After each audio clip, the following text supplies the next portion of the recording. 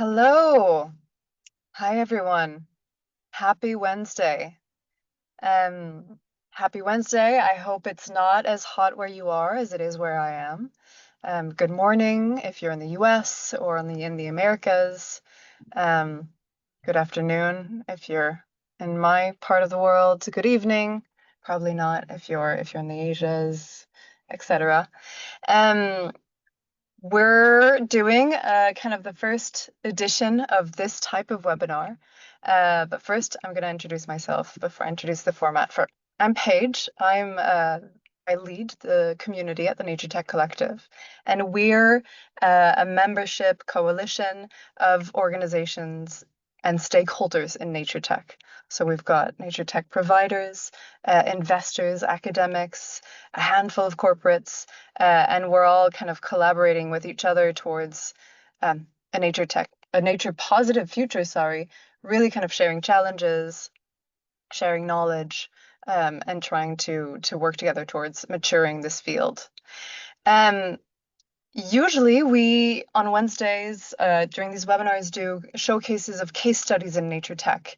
But increasingly, we've been working with our members, some of our in-kind members, on figuring out how to share their knowledge and make it accessible to the rest of the sector, so that we're really kind of the platform for it to travel wide to the whole ecosystem so that everyone can grow faster together. So this is one of those webinars. LJ, you're going to introduce yourself, but I'm really, really looking forward to kind of these almost nature tech 101s. And yours is all about PR and communications and storytelling in nature tech, which is so important because in this field, what we've noticed in general is that there's a lot of first-time founders, a lot of academic founders, and the really, really hard part is to translate this incredible technological and ecological knowledge that you have in ways that people are going to, relate, understand, and act on. So without further ado, LJ, I'm sharing your slides. Tell me when to go next. Thank you. I appreciate that. Thanks, Paige. You can go ahead and go forward to the next slide, the introductions. So hello, everyone. Thank you for joining. I am here in California, and it's great to be here with folks from around the world. I hope that this is a valuable class in just really helping you understand how to translate your story to the different audiences that you're speaking with. Most of this presentation is going to be focused on speaking with investors, but you will see tools and frameworks that you can use to customize depending on whether you're talking to prospective customers, policymakers, the media, etc. So a little bit about me. I have been doing climate conservation and clean energy communications for 20 years. I was concerned about what was happening in the environment, being born in California, which is a biodiversity hotspot. Within a biodiversity hotspot, I had a great love for nature. And I was also starting to see some impacts really related to droughts and wildfires when I was growing up. I decided to study journalism because I really believe in the power of mass communications to affect change.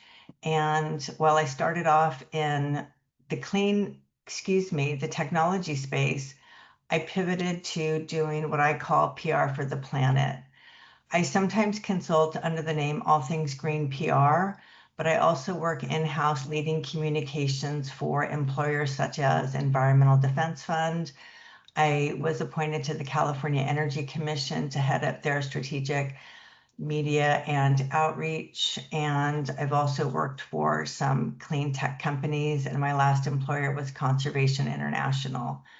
They are a member of NTC. They also develop and market carbon credits from forest conservation and restoration projects. In that role, I worked with a number of nature tech companies, including Space Intelligence and Pachama, and I helped CI launch its biodiversity framework a few years ago. I joined NTC in part because I understand the pressures that nature-based solutions are under when it comes to being accepted and adopted and invested in. And I wanted to help folks in the nature tech space, given their role transitioning to a nature positive economy. I'm a huge fan of biodiversity conservation, and I want to focus today's presentation on how to tell your story to the folks that matter. Thanks. Next slide. Great. Okay. Today we're going to be going over a number of issues, and what I want to do is start with understanding the market challenges that funders face in telling their story and really help demonstrate why communications has become a competitive advantage. I then want to look at how to tell your investment story using a framework that helps you connect with the questions that funders are going to be interested in hearing the answers to. Then I want to focus on how to translate your story to different audiences. I'll then go into a communications toolkit essentials focused on how you can deploy your story to the various audiences using the various platforms that you have at your disposal. And then finally, I want to end with a pressure test tool that you can use to make sure that you have all of the answers when it comes to fundraising and what potential funders or investors are going to want to know. And I think the common thread that you'll notice running through all of this is translating to influence specific stakeholders. They want to know why your company, why your technology, and why you're positioned to succeed. Next slide. Great. Okay, so I think at this point, it's been, I don't know how many years, but nature tech is really at an inflection point. Years ago, companies were still trying to prove the science and the technologies. I think today the landscape has shifted a bit. Capital is more available. Corporate interest is growing. You have various compliance standards in place that are driving demand for better data, and it's kind of shifting as we go. It's a very dynamic market, even though it's still slowly emerging. I think one of the things that is challenging is how to separate yourself from others and really show that you're different and that you have competitive advantages. So the companies that aren't, the companies that are succeeding a little bit more are the ones that can clearly explain their value proposition. And again, today's session is how to present yourself to do that. Next slide. Okay. So one of the things that is common across really any stakeholder group and any startup, so whether it's clean tech, whether it's nature tech, whether it's climate tech, one of the things that is the most common pitfall is a focus on explaining the technology and the features and functions instead of what the value is. One of the things that I consider is looking at what is important to really understand. And so it's technology first and the problem second. Founders explain like what it does without really putting it into context, why it's important. And then I think a second challenge that I've seen is not being able to communicate the solution to the problem that it solves so that markets and investors can understand what the demand is going to be, who's going to be paying for it, and then how the company is actually going to scale its business. And then related to that is the third gap is, okay, what's the so what? Companies can measure nature, but they're not connecting it to risk or compliance or investor ready decision making. And that is what I see as not necessarily a messaging problem, but it's more a translation problem between the science and the capital. Okay, the next slide is on what investors fund. So often founders can assume that impact is the primary driver of investment decisions. It's important, but it's not what's going to close a financing round. Investors, and apologies if you already know this, but I did want to cover it, ultimately fund companies that can generate returns. They want evidence that your solution can scale. They want to see a clear path to revenue, and they want confidence that competitors cannot easily replicate what you have built.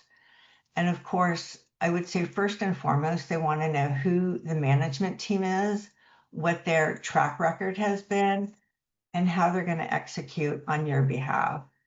I think one of the most important things here is really understanding that you have to speak their language, and this is where the translation comes into play. Next slide. Okay. I wanted to cover some basics because I think there's a lot of confusion about what is a message, what narratives are, and what storytelling is. So before I get to the frameworks, I want to just touch on these. And I'll be sharing some examples of a organization that I'm currently developing materials from. It's eDNA Explorer, and that is a startup that was spun out of University of Santa Cruz. For purposes of this presentation and this slide, I'm going to be talking about how to use the messages, the narratives, and the frameworks based on what I put together for them.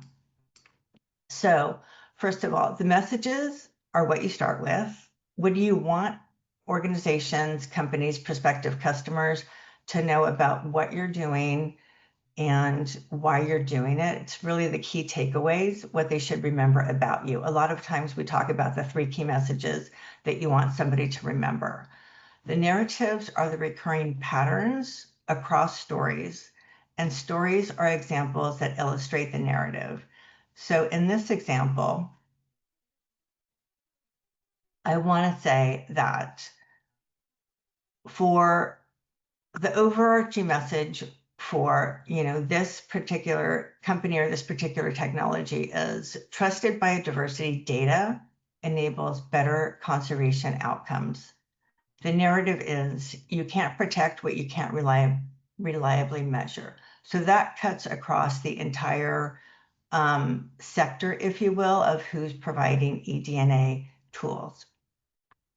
And then the story, of course, is an example of how researchers are using this particular technology to identify a species that is causing damage because it's an invasive species and it's harming the ecosystem that it's growing in.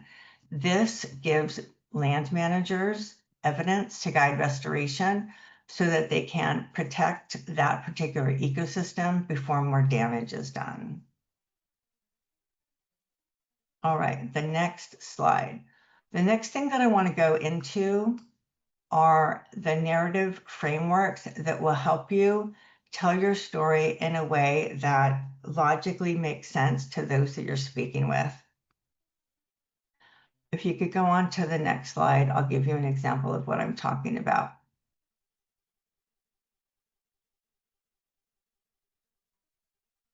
Okay, there's a lot here, so I'm going to spend some time on it, really helping you understand. So what you want to do is you want to walk them through like step by step.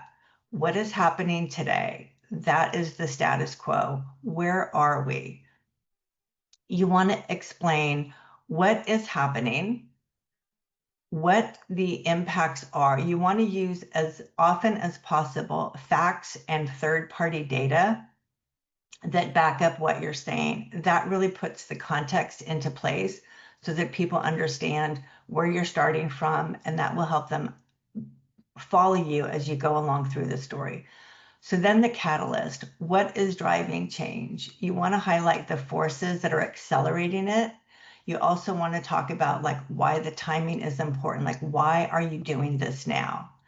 Then this is where you want to sort of like build the urgency and help people see that it's sort of like time sensitive. We have so many years to cut emissions in half, for example, by 2030. That's kind of what you're showing of this is why we're doing what we're doing. And then you want to talk about what the gap is, why current solutions are falling short or why solutions might not even be in place. What's preventing progress? This is the obstacle that you're going to be helping any company, particular customer overcome. Then you want to talk about your engine. This is how you create value. What does your solution do that uniquely solves the problem? You obviously want to present your innovation as the answer, one of the answers, because there are many tools in the toolkit when it comes to addressing climate change or the biodiversity crisis. Then you want to obviously connect your features and functionalities to the desired outcome. And then finally, the fifth one is what success looks like. What is the future that becomes possible with your technology adopted at scale? And if you look at the bottom, you want to make this will be a recurring theme of this presentation, but you want to make your materials audience specific. You want to lead with the value, not with the complexity. You're going to tell one story and you're going to customize it. And then you're going to build trust using a number of tools such as case studies and highlighting the customers that you're working with. Okay, what I want to do in the next slide is show you how I've adopted this for eDNA Explorer. So, and I'm going to kind of just like highlight some of these and read through them, which is a little bit less than ideal, but I just kind of like want to walk you through it. So you'll see that each box logically leads to the next. You want to talk about the biodiversity loss. You want to talk about demand for nature-related impact disclosures is growing. The measurement challenges are making it hard to assess where improvements can be made. eDNA Explorer is working to address that through its platform. And I probably should have said this at the start, but sometimes startups, the company name is the same as their technology name, which can be kind of confusing. And that's something that we can touch on later if you have questions about it. And then just the final pillar is, by having one platform that integrates and standardizes the data, more entities will be able to confidently invest in understanding how to protect, conserve, and restore nature. One of the things that's also important to consider if you're not already is that nature tech startups are building more than their products and their companies. They're building the infrastructure for a future that doesn't yet exist. And I think this is one of the differences between telling an innovative technology story and telling one that's investment ready. Okay, next slide. Audience translation. What I want to do now is just really touch on what different audiences value so you can speak to what it is they care about. Okay, next slide. Okay, so these are the values by audience. If you're talking to investors, they obviously care about like what's the risk, material risk, what's the return of adopting your or investing in your technology, and how is it going to scale? When you're talking to media, they care about things that are quite different. One of it is how relevant is this? Has it been done before? A lot of times reporters will care about, is this an industry first? Is this the first time a partnership like this has been created? Is this the first time a company has raised X millions of dollars in its Series A? They're also going to want to know about timelines. When was the technology developed? Is it proven through pilots? How many customers are using it? I remember one time I was working with a company that was working on regenerative agriculture, and they had a biological product that farmers and growers were using to increase their yield and reduce their dependence on fertilizer. They were sequestering more carbon based on studies that they had done. The studies had not been verified by third parties. And so while we could brief the reporters on it and tell a great story, they really wanted to talk to customers. The customers didn't exist, so the coverage did not result from any briefings that we did. So that was a lesson learned. And then we found other ways to help them get in front of investors at different conferences like the Clean Tech Forum. Now, policymakers are going to care about something entirely different. What are the outcomes? Is the technology in compliance with standards that have been set, whether they're mandatory or voluntary? And then, of course, what's the public benefit? How are their constituents going to save money, or are jobs going to be created? Is it going to grow the economy? Those are the things that policymakers are going to care about. So what you want to do is, and you can go on to the next slide page. This is, again, I'm going to give you an example of, eDNA Explorer. The typical founder is going to focus on, again, the technology, the science, how the technology works, where the funders want to understand what's the catalytic impact, how is the system going to change, what evidence do you have, and again, like, why is this organization the one that we want to back? Okay. The next thing that I want to talk about is kind of where it all starts in telling your story. The next slide is the message box. I don't know if you have seen this before, but it's something that I use religiously with all of my clients and all of my employers. It was developed by a nonprofit called Compass, and it was designed to help scientists tell their story to different audiences in a way that the average person could understand. So what it does is you customize this for each audience that you're speaking with. So even if it's employees, if it's, external audiences, potential partners, you want to start with the issue. What is the big picture of what is happening and why? Then you want to go, excuse me, you're going to go around this counterclockwise. What are the problems that are being caused and that need to be addressed? Why should anyone care about what's happening? What's the solution? And then what are the benefits of putting the solution into place? And then the next slide covers the message box for eDNA Explorer. So again, starting with the main issue, the world cannot protect what it can't reliably measure. Then you talk about biodiversity is declining faster than we can monitor it, limiting effective conservation action. And then you talk about the problem itself. Monitoring is fragmented, different labs use different methods, ecological data is difficult to compare, and then trust is really kind of lacking because nobody is sure like how to measure one thing against the other. So you're measuring like apples against apples. And then I think what the so what is what's really important. Without this data, conservation funding is less effective. Restoration outcomes are harder to verify.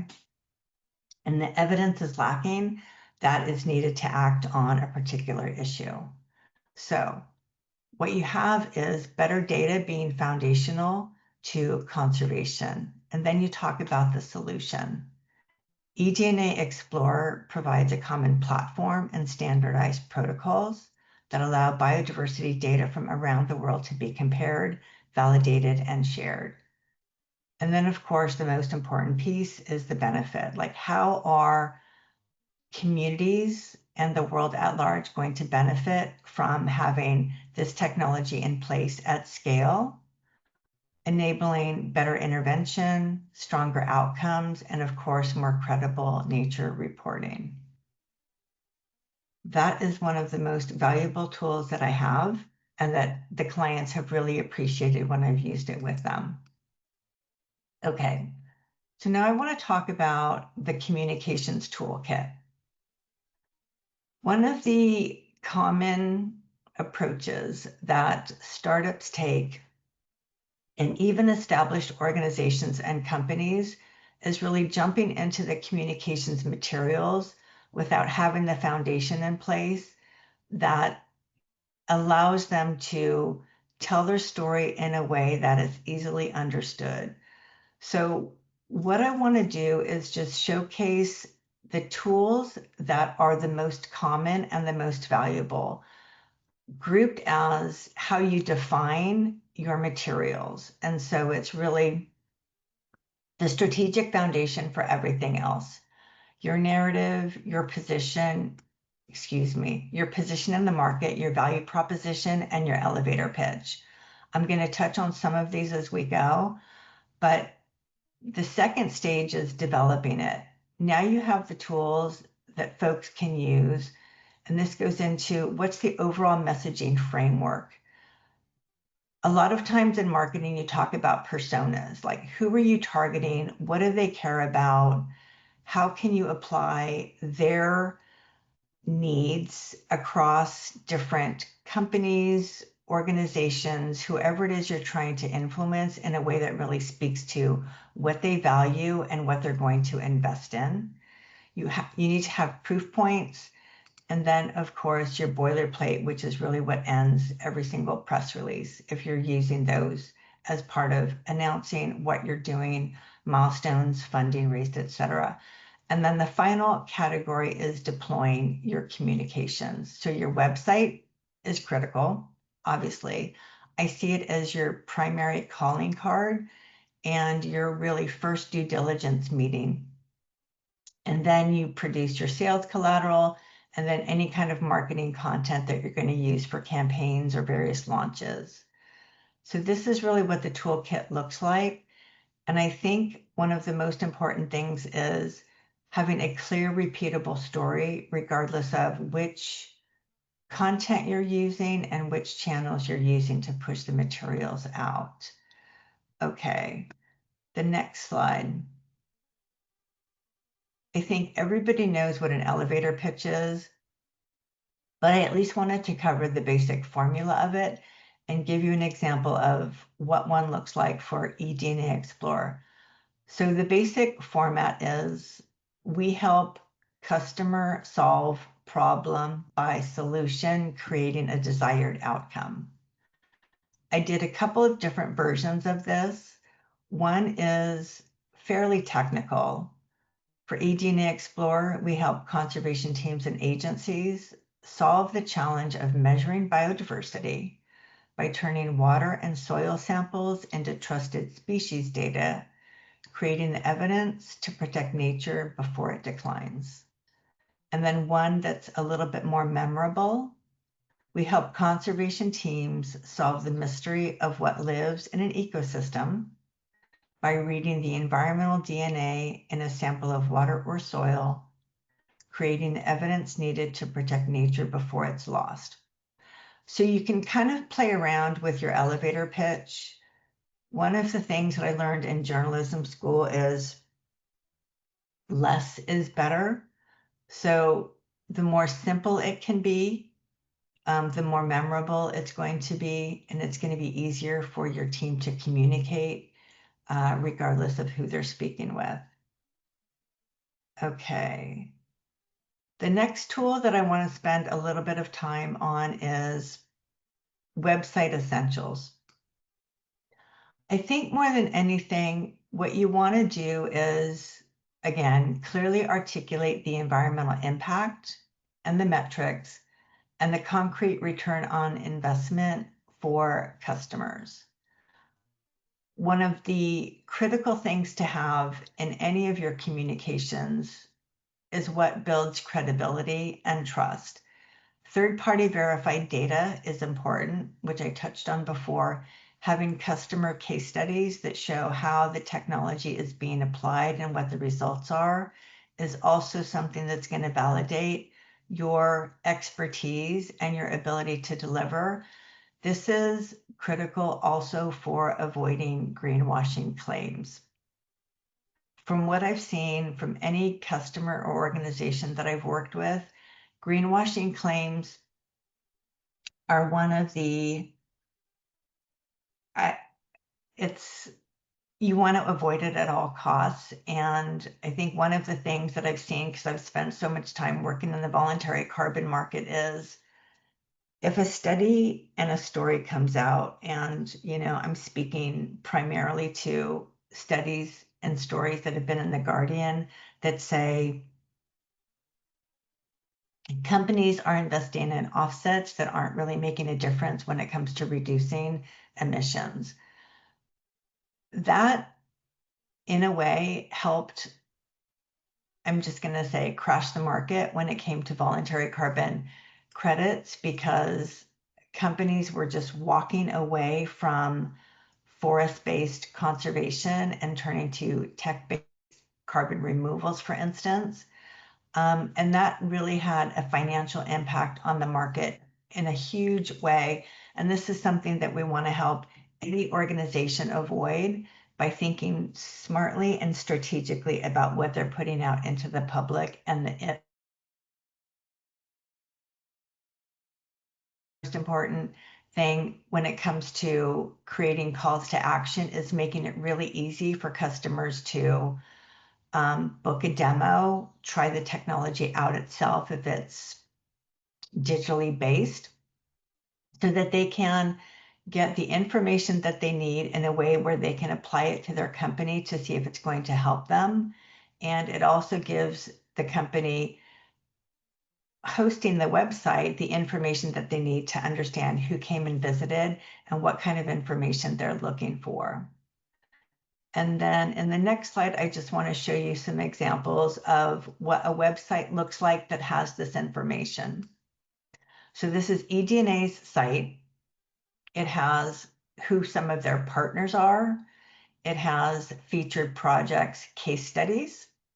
It also tells you how you can use their technology to get specific information around global insights with local footprints, things like that. And then they have a couple of different calls to action when it's, upload your existing data and start exploring insights. This is something that's really going to hook them in and get them interested in what you have to offer. So I think they did a great job putting that all together. Okay, now the next slide is one of the ones that really just kind of wraps everything up. You'll notice that in putting your pitch deck together or really understanding where you are in readiness for fundraising, a lot of the questions are the same, but the ones that I've highlighted are the ones that typically kind of stall efforts to go out and seek funding. So you want to be able to answer who is going to pay for your technology or your service? How are you going to make money? You want to be able to give them examples that show that you're on the right track, whether you're filling a gap that the market currently has open, whether you're taking a different approach, possibly with some different partners. You also want to explain to them how you plan to scale your business. Is it going to be through partnerships? Is it going to be through working with like local communities in different geographies? You want to be able to articulate that in a way that makes sense, even if you're still sort of like sketching it out and you haven't quite started executing yet. Then, of course, how much capital you need, what milestones it's going to unlock. And then finally, why should investors believe that you're going to be able to deliver the returns that they need? I think these are some of the most important questions that you have to be able to answer. This will help you verify and validate that your story is ready to go for the investors that you're going to be speaking with. And then the last thing that I want to cover is really what it takes to scale your business. So think about, in the next slide, thanks, Paige. I appreciate you doing this for me. You want to, oh, go back one. Sorry. Yes, absolutely. I'm trying. There we go. Thank you. I know you've got a couple of things to deal with on your end, but what is the decision that you want to enable to really frame your story? Like, what is going to happen when you have all of the pieces in place that is going to help the potential customer or the prospective investor really understand what is going to happen because your company or this technology is in existence. And another way to think about it is what wouldn't happen if your technology wasn't available. Then you also want to think about who's going to pay for this, who has the budget or who has the fund that is needed to help your business grow and scale. And then finally, again, the credibility is the infrastructure. You have to build trust in the data. Finally, really what's driving demand. This is what helps show the market demand and the impact that you can have if you're able to grow the business in a way that meets that demand, whether it's one geography or multiple ones. Show how policies, standards, this is what is causing companies to realize that they need your product and your technology to accomplish their sustainable development goals or their carbon reduction goals or their nature positive goals. And then it's the same story, but it's a different emphasis based on who you're talking to. So that is really a quick overview of what I put together for various clients that I work with or organizations that have hired me to run internal communications for them. It's a lot to process, but I am available. Here's my website. You can obviously book 30 minutes with me through the Nature Tech Collective office hours. And I hope that you found something of value, and I'm happy to answer any questions. And I Thank did you. see one question in the chat. Yeah, you're welcome. I was gonna just say thank you so much, LJ. I now have unmuted everyone, so yes, it's time to ask questions. And a great thank you everyone for clapping with emojis. Um, so yeah, you can either post your questions in the chat or kind of raise your hand. But I wanted to ask the first question if you don't mind. Sure. Um, there's a lot of nature tech founders in this room, or just people in nature tech startups. What we've heard a lot at the Nature Tech Collective is that as you know they're going through the sales process, they have to talk to so many different stakeholders in a company.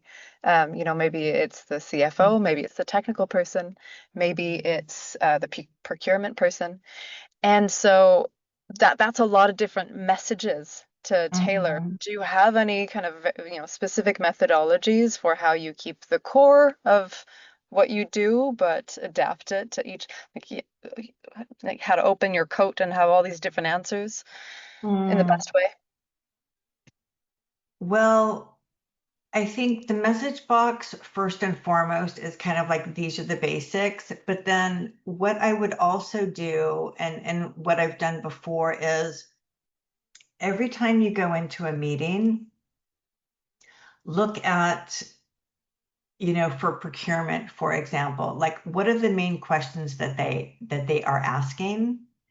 And then I always build FAQs that have recurring answers. So if you're going to get the same, like 2 or 3 questions from a procurement professional, what is it that they want to know, and then make sure that you're capturing that information in, any type of a spreadsheet so that you can go back and reference it and have the answers kind of like at the ready for the next meeting that you're going to go into with a procurement specialist.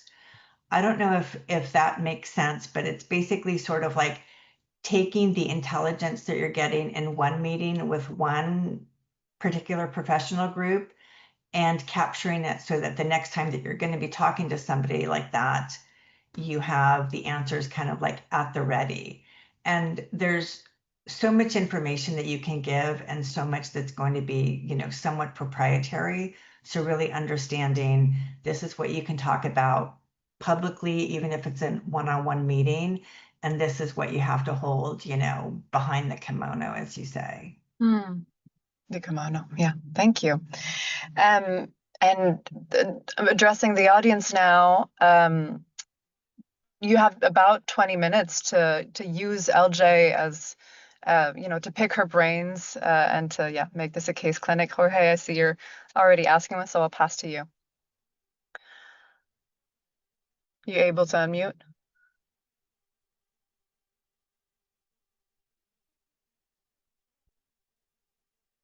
Looks Jorge like from he's, Biocoin, are I you able think, to? looks like he's, frozen.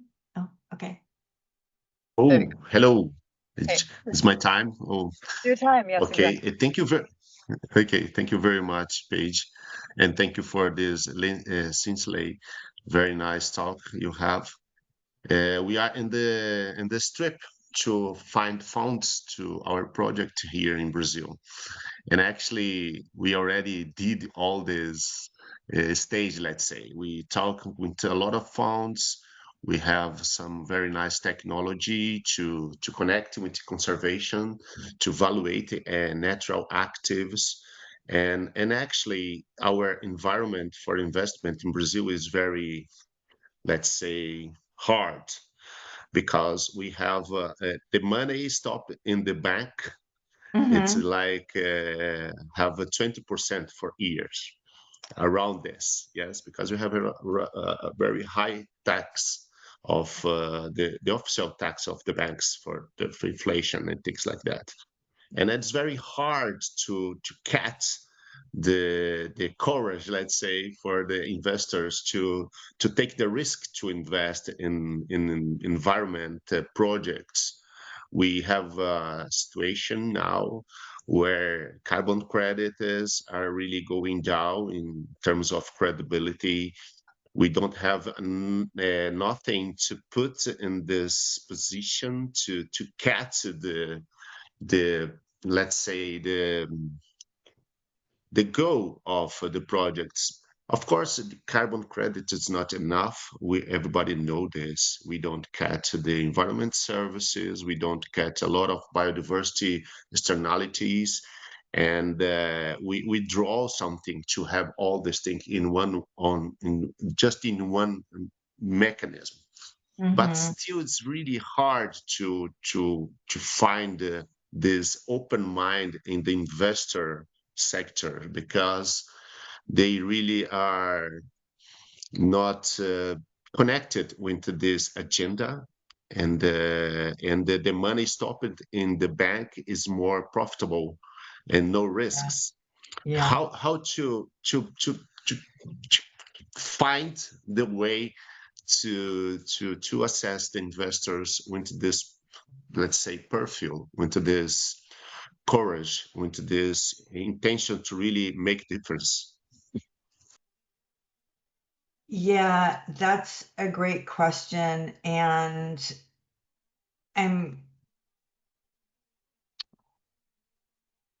what does Biocoin do? Biocoin is a way to connect global finance with conservation projects.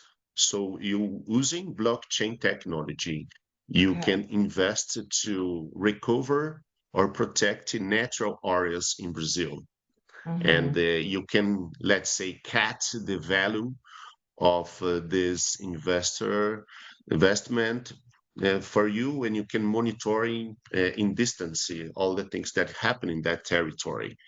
We have a very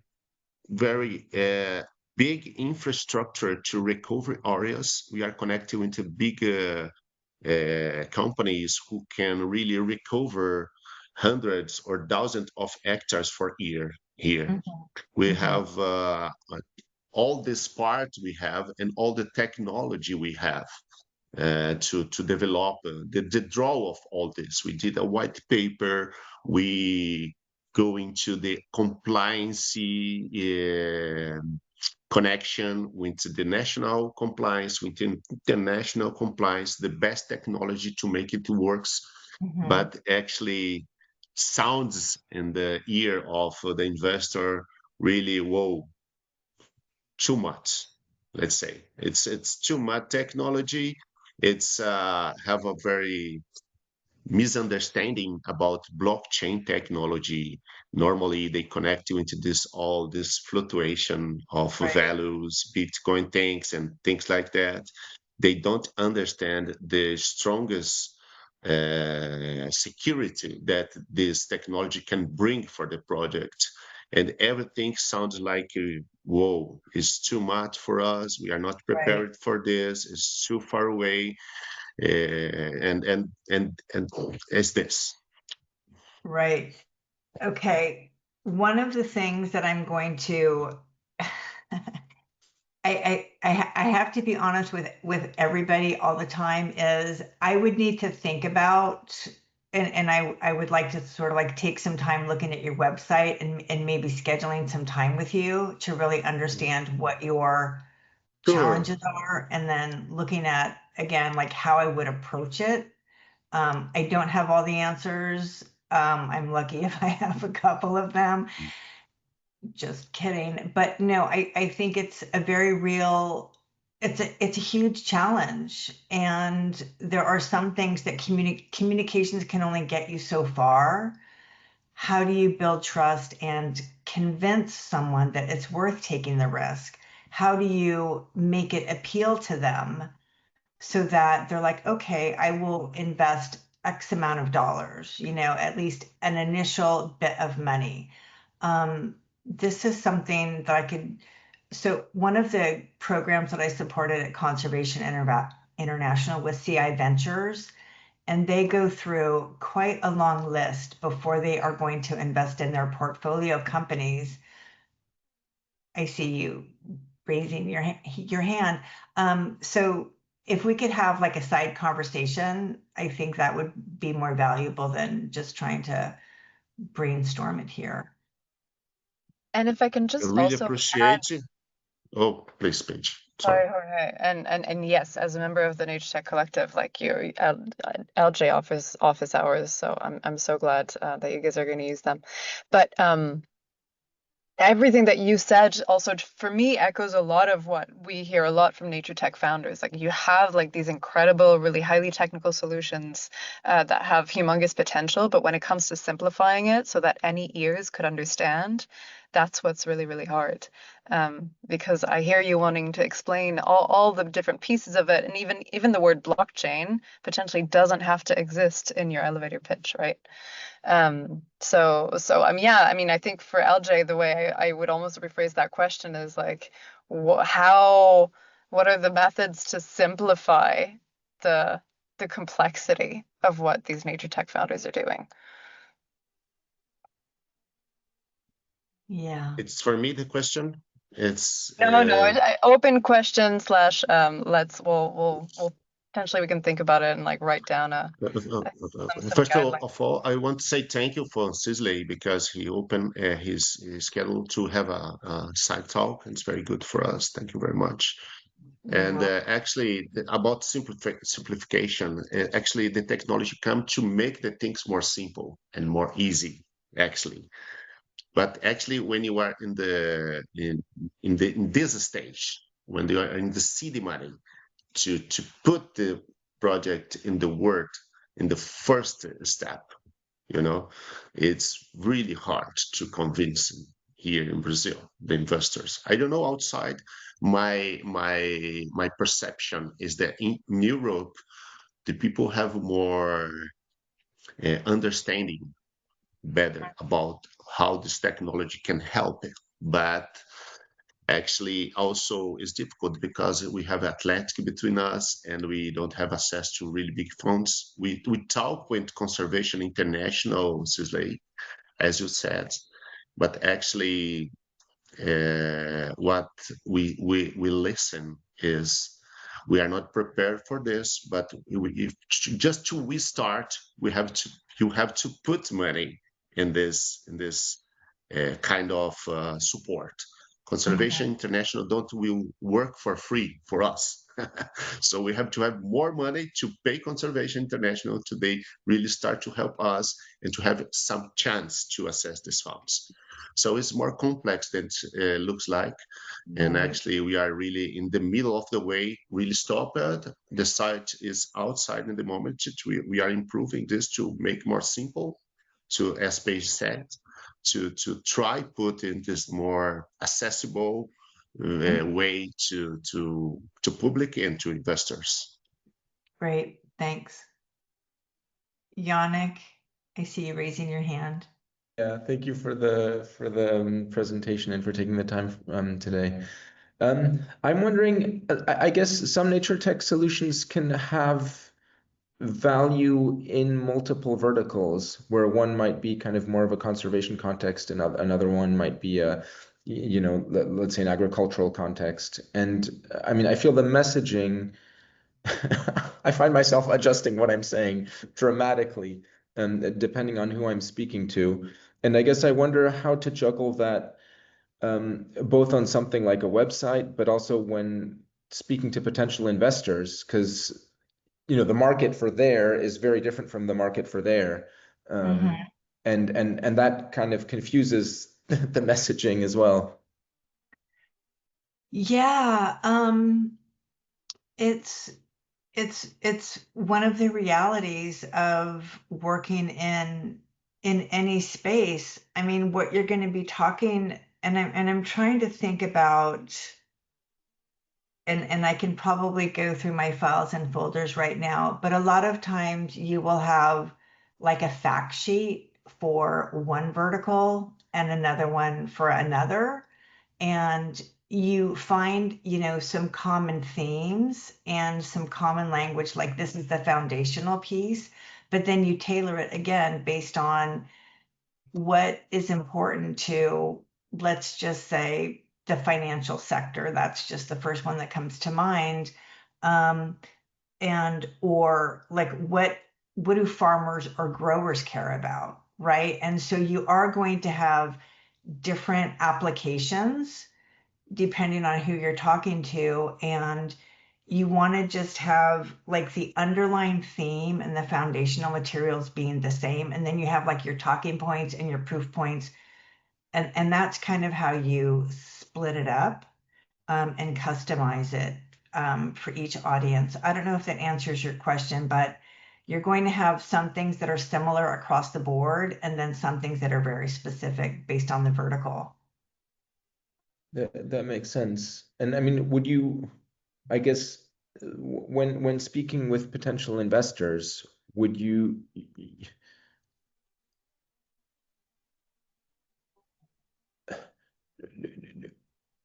do you highlight the market, the vertical where you have the most traction, or where there's the most potential for growth?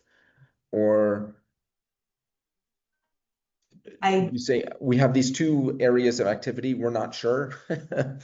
We're being pulled, we have X here, but we're also being pulled in this other direction that's very promising. Yeah, so as far as prioritizing and sequencing, like if you're going to get like, I don't know, $10 million and you need to like deploy it somewhere, like which vertical are you going to go? Where are you going to focus it? That is also a really good question. I would base it on like how much data you have, like where is the demand? Even if you have demand coming from two different places, I guess which one has the biggest market potential? And then where is your profitability going to come from? You know, is it going to cost you different to go into like, agriculture, or is it going to cost you, more or less to go into, I don't know, fiber and yeah, consumer goods? Yeah. Okay, I that's very think you helpful. kind of really have to weigh both and look at all of the data to make a, informed decision. Cool. Thank you. I hope that helps. Leslie?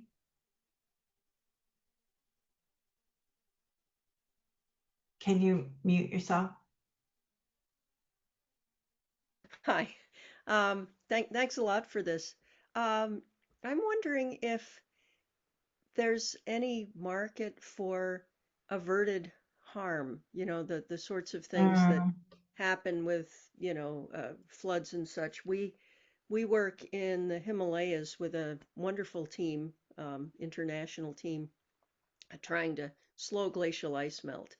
And there's a lot of reasons to do that, but the averted harm, is I think the most powerful thing we'd have to go with. But I don't hear people speaking about that very much, and I'm wondering if that's just such a downer for any investor, or whatever. Um, just how that works psychologically for getting somebody's attention and having them not just click it off. yeah, it is critically important. And the thing that I go back to is like, how do you monetize it? And